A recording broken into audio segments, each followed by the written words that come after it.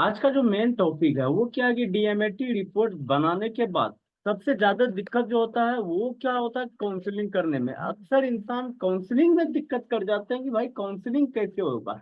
बच्चे का रिपोर्ट तो बन गया, काउंसलिंग करने में दिक्कत होता है। तो हमारे पास एक बच्चिया का रिपोर्ट है, मैं उस बच्चिया का रिपोर्ट का काउंसलिंग करने के लिए जा रहा हूँ। आप उस चीज को भली भांति से समझ पाएंगे। डीएमएटी रिपोर्ट बहुत ही बच्चों के लिए अनिवार्य रिपोर्ट है। आप एक चीज सबसे पहले जान लीजिए कि पूरी दुनिया में केवल चार पर्सनैलिटी के ही इंसान पाए जाते हैं। डोमिनेंट, इन्फ्लुएंशियल, कॉम्प्लायंट और स्टडी। डोमिनेंट, इन्फ्लुएंशियल, कॉम्प्लायंट और स्टडी। और प्रत्येक पर्सन का जो पर्सनैलिटी होती है वो तो अलग अलग होती है, केवल चार पर्सनैलिटी में ही आ जाते हैं। और सबसे बड़ी चीज क्या है ना कि ये डोमिनेंट का अलग बिहेवियर होता है, एसटीडी का अलग बिहेवियर होता है, कॉम्प्लायंट का अलग बिहेवियर होता है और इन्फ्लुएंशियल का अलग बिहेवियर होता है। अब इसमें एस में टिक लगा हुआ है तो एस पर क्या हुआ, एसटीडी। बच्चे क्या है कि एसटीडी पर्सनैलिटी के बच्चे हैं। ये रितिका कुमारी एसटीडी पर्सनैलिटी के बच्चे हैं, मतलब ये बच्चे बहुत ही शांत स्वभाव के बच्चे होते हैं।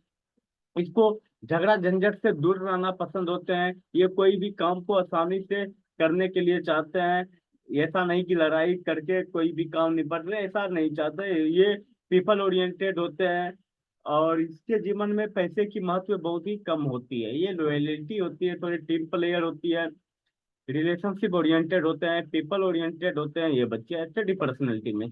और कॉम्प्लाइंट क्या होता है, कॉम्प्लाइंट पर्सनैलिटी के बच्चे कोई भी बात सोच समझ करके ही निर्णय लेते हैं। मतलब ये कि वो सोच समझ में थोड़ा लंबे समय ले लेते हैं, लंबा समय लगा लेते हैं। और ये कॉम्प्लाइंट पर्सनैलिटी के बच्चे थोड़ा state confuse state of mind होते हैं। ये बहुत ही ज्यादा कंफ्यूज भी होते हैं अपने जीवन में। और ये हुआ डोमिनेंट। डोमिनेंट क्या होता है कि ये बच्चे इंडिपेंडेंट रहना ज्यादा पसंद करते हैं, गोल ओरिएंटेड होते हैं, टारगेट सेंट्रिक होते हैं और इसके पास गुस्सा बहुत ज्यादा होता है। ये गुस्सा निकालने के लिए जानते हैं, बर्दाश्त करने का क्षमता नहीं होता डोमिनेंट के पास। लेकिन स्टडी पर्सनैलिटी में क्या होता है कि ये गुस्से को जो है न दबा के रखते हैं, गुस्से को अपने आप अंदर में छिपा के ही रखते हैं, निकाल नहीं सकते हैं ये बच्चे। लेकिन ये डोमिनेंट पर्सनैलिटी गुस्सा को निकालते हैं। ये इन्फ्लुएंशियल पर्सनैलिटी हुआ। इन्फ्लुएंशियल पर्सनैलिटी क्या होता है कि इसको कोई भी काम अगर दिया जाए, 10-15 आदमी अगर वहां पे बैठा हुआ है तो ये हमेशा एक बात सोचते हैं कि ये 10-15 आदमी जो भी सामने में मेरे बैठे हुए हैं ये मेरा बात सुने। मतलब ये कि इसका तुलना एज ए पिकॉक से किया जाता है। पिकॉक बर्ड्स जो होते हैं ना, इन्फ्लुएंशियल का तुलना पिकॉक से किया जाता है। मतलब कि अपना खुद का बड़ाई करने में ये मग्न होते हैं। और डोमिनेंट का तुलना ईगल से किया जाता है। आप खुद ही समझ सकते हैं क्या बात है यहाँ पे। और कॉम्प्लाइंट की तुलना आउल से किया जाती है, मतलब बड़ी बड़ी आंखें वाली, सबके ऊपर नजर, कौन सही किया करता है कौन गलत करता है। और ये स्टडी पर्सनैलिटी की तुलना डॉग से किया जाता है, एज ए पिजन से किया जाता है, कबूतर से किया जाता है, शांत स्वभाव, शांति का प्रतीक, ये चीज होता है। तो आप यहाँ पे समझ गए होंगे कि पूरी दुनिया में चार पर्सनैलिटी के इंसान होते हैं, डोमिनेंट, स्टडी, इन्फ्लुएंशियर और कॉम्प्लाइंट। तो आप जो रिपोर्ट का जो जब भी काउंसलिंग करेंगे, ठीक है, काउंसलिंग करने में आपको जो सहायता होगी, सबसे पहले जब फर्स्ट पेज पे आएंगे, फर्स्ट स्लाइड पे आएंगे, फर्स्ट स्लाइड में आपको इन सब चीजों के बारे में बताना है कि सबसे पहले बच्चे का के बारे में जो जाना जाता है। पर्सनैलिटी जानने के बाद बच्चे का इनबॉर्न टैलेंट के बारे में जाना जाता है कि बच्चे का क्या इनबॉर्न टैलेंट है, बच्चे को कैसे कोई भी चीज याद होता है। फिर उसी आधार पे बच्चे को पढ़ाएंगे, उसके लर्निंग स्टाइल के बारे में पता चलेगा। जब लर्निंग स्टाइल पता चल गया, 10th कर दिया, बच्चे 11th 12th में गए, वहाँ पे सब्जेक्ट सिलेक्शन करने में बच्चे को दिक्कत होता है, तो वहाँ पे आप सब्जेक्ट सिलेक्शन बच्चे को आसानी से करा सकते हैं इस रिपोर्ट के माध्यम से। बच्चे साइंस के लिए बना है, आर्ट्स के लिए बना है या फिर कॉमर्स के लिए बना है। फिर आगे चलते हैं बच्चे। अब तो मान के चलो आपने पढ़ाई किया, पढ़ाई करने का कोई ना कोई रीजन होगा ना, क्या रीजन है, जॉब ले, अच्छे पोस्ट पे जाएं, ज्यादा पैसा कमाए, ये चीज होता है। अब मान के चलिए इस चीज में अगर आप फंसे हुए हैं ना तो गलत है। क्योंकि मान के चलिए आपका सोच है कि अपन डॉक्टर बने, फिर आपका ब्रेन डॉक्टर लेवल का है ही नहीं, तो कहाँ से पॉसिबल होगा, भाई नहीं होगा ना। तो यहाँ पे right person, selection of right profession और जॉब के बारे में पता चलता है कि आपके पास क्या क्वालिटी है, किस जॉब के लिए आप कंपेबल है, एलिजिबल है, किस जॉब के लिए आप एलिजिबल है। एंड यहाँ पे डर्मेटोग्राफिक एनालिसिस फॉर कपल के बारे में पता चलता है। बहुत सारे अभी इंडिया छोड़िए अदर कंट्री में भी इस चीज की अभी चलन चल रही है, एज ए तलाक। तलाक क्यों होता है भाई, आखिर पति पत्नी में बनता क्यों नहीं है, ये चीज के बारे में इस रिपोर्ट में पता चलता है कि आपके पास अगर आप एज ए हस्बैंड हो और आपके पास अगर गुस्सा बहुत ज्यादा है, कंट्रोल करने की क्षमता नहीं है, और आपकी वाइफ एज ए सेम है आपके जैसा, तो वहां पे बर्दाश्त दोनों में किसी को नहीं होगा, तो कहाँ से भाई रिश्ता चलेगा, नहीं चलेगा ना। ये चीजें होते हैं यहाँ पे कपल में, इस चीज के बारे में भी पता चलता है। फिर यहाँ पे एनालिसिस फॉर प्रोफेशनल HR, मतलब ये कि अगर आपने कोई भी जॉब ले लिया, आप चाहते हो कि नहीं जॉब को छोड़ के किसी और का तैयारी करो, तो इस चीज के भी बारे में यहाँ पे पता चलता है। फिर नीचे आएंगे, ये पर्सनैलिटी डिटेल्स हो गया। रितिका कुमारी क्या है, फादर का नाम सुमित कुमार रंजन है, at Shivpuri ward number 9 Araria की ये रहने वाली बच्चिया है। फिर नीचे आएंगे, यहाँ पे आप देख पाते होंगे, dear Ritika Kumari, it gives me immense pleasure of congratulate you for undergoing dermatographic multiple intelligence test conduct by SCIT गुरु भोपाल। मतलब ये कि ये भोपाल के रहने वाले जो है ना, हमारे एक फ्रेंचाइजी है, उसी का ये है, उसी का रिपोर्ट ये जनरेट किया हुआ है, मैं वही दिखा रहा हूँ।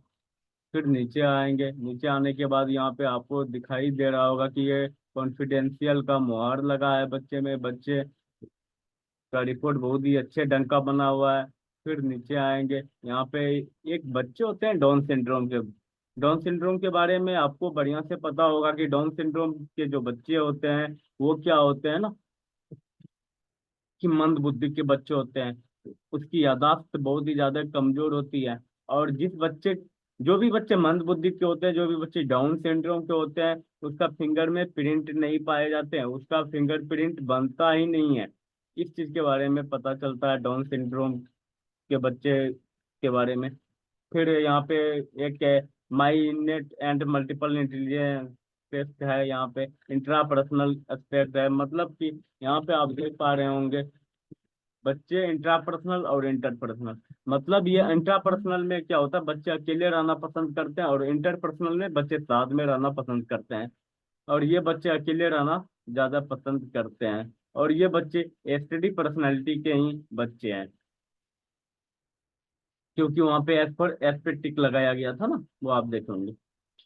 सेल्फ अचीवमेंट एंड ईगो, इसके पास कोई खुद की समझदारी बहुत ज्यादा है, कोई भी काम को प्लानिंग के साथ करता है, क्या अच्छाई है क्या खराबी, इस चीज के बारे में इसे पता है। अब अपने को जो चलना है, कोई भी पाथ लेके चलेंगे तो वो क्या है, यहाँ पे आप नीचे देख लेंगे ग्रीन पाथ है, यहाँ पे स्ट्रेंथ है, एवरेज है, और ये बेलो एवरेज और ये ओपन हुआ है। तो अपने को इस दो पाथ पे फोकस करना है, स्ट्रेंथ और एवरेज पे। तो इंट्रापर्सनल हो गए। अब ये बच्चे का इंटरपर्सनल कमजोर है, बच्चे विजुअलाइजेशन कमजोर है, इमेजिनेशन पावर बढ़िया नहीं है, बच्चे का एनालिटिकल एबिलिटी थिंकिंग कमजोर है। फिर यहाँ पे फाइन मोटर स्किल और ग्रोथ मोटर स्किल आ जाता है।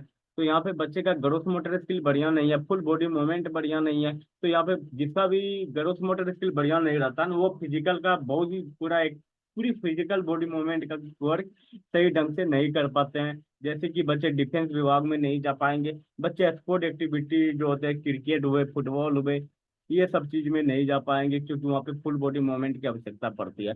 फिर फाइन मोटर स्किल हुआ, फाइन मोटर स्किल में क्या होता है ना, कि बच्चे का हैंड, फाइन मोटर स्किल मतलब कि छोटे छोटे मसल वाले काम, यहाँ पे बच्चे का हैंड कंट्रोल के बारे में पता चलता है, बच्चे का फिंगर स्किल के बारे में, मतलब ये कि बच्चे हैंड कंट्रोल से जो भी काम कर होता है वो बच्चे फाइन मोटर स्किल में आ जाता है।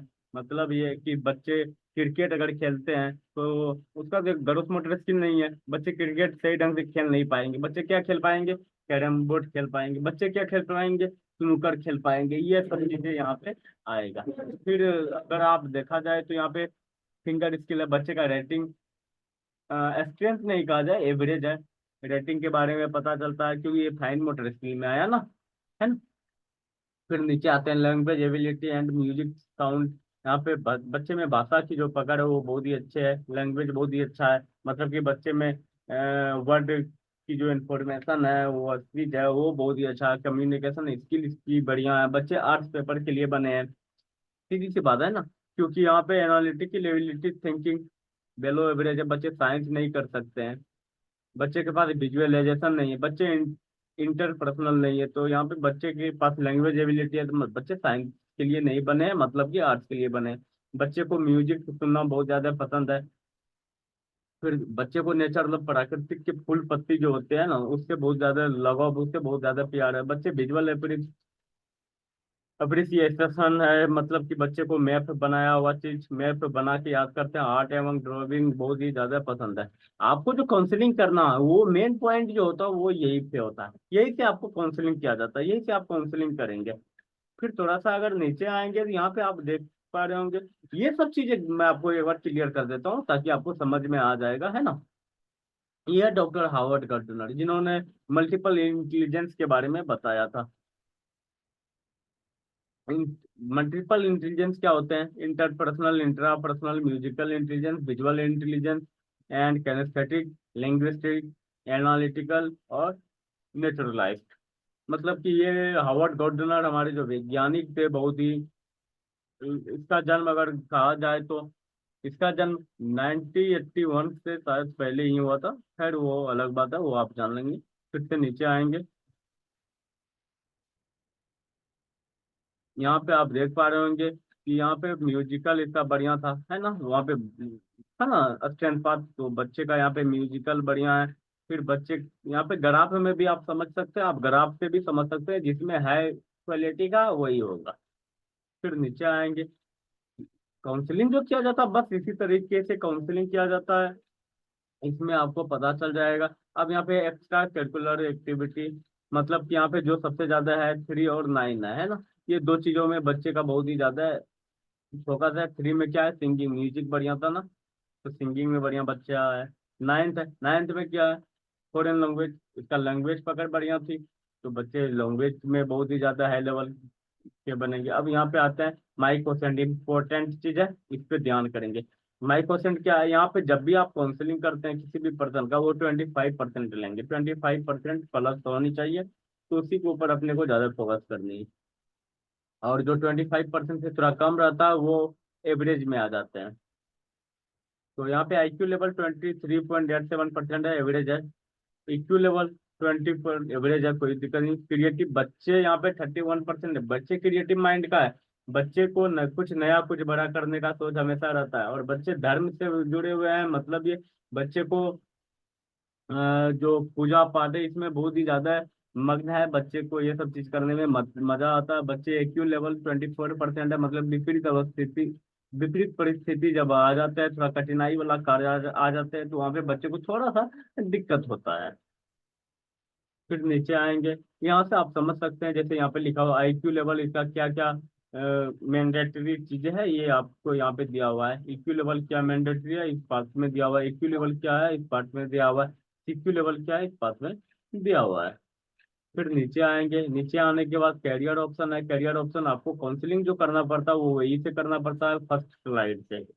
जैसे यहाँ पे म्यूजिक का 5 स्टार, बच्चे म्यूजिक के लिए बनाए। एग्रीकल्चर साइंस में भी बच्चे जा सकते हैं, नेचर लब से बढ़िया ज्यादा था, लेकिन हाई लेवल का नहीं है, नहीं जा पाएंगे।